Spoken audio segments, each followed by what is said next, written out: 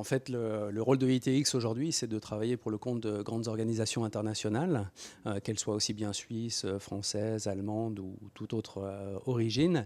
Et le rôle d'ITX, c'est d'accompagner ces sociétés dans la gestion en fait, de leurs propres expatriés. Donc on parle ici de mobilité intragroupe. C'est ce qui nous différencie clairement de ce qu'on connaît sous l'appellation de la société de portage. On n'est pas dans du portage salarial, pour le coup, on est vraiment dans l'accompagnement des expatriés d'un point de vue RH sur différents sujets tels l'immigration, la relocation, le côté social, le côté retraite. On va partir d'une société dont le métier serait par exemple l'automobile. Gérer des expatriés au sein d'un grand groupe automobile n'est pas une simple affaire.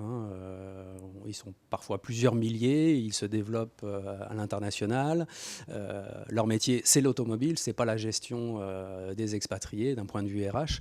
Donc là, en fait, ITX intervient vraiment comme coordinateur de l'activité vraiment de gestion administrative de l'expatrié pour le compte de cette société, par exemple dans le domaine de l'automobile.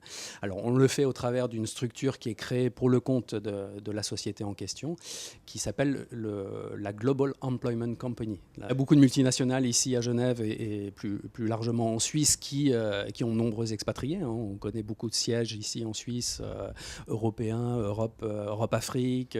Envoyer un Suisse qui est basé à Hong Kong aux États-Unis, ça devient beaucoup plus compliqué, et encore plus quand on est, nous, en Suisse, et qu'on n'a pas forcément l'expertise dans les deux autres pays que je viens de mentionner. C'est vrai que Genève a bien compris le concept de la Global Employment Company, qui est un concept novateur de gestion administrative des expatriés. Donc en fait, on est finalement des gros employeurs sur Genève, pas loin de 5000 expatriés gérés au départ de Genève, pour le compte d'une vingtaine de sociétés, aussi bien françaises, suisses, allemandes.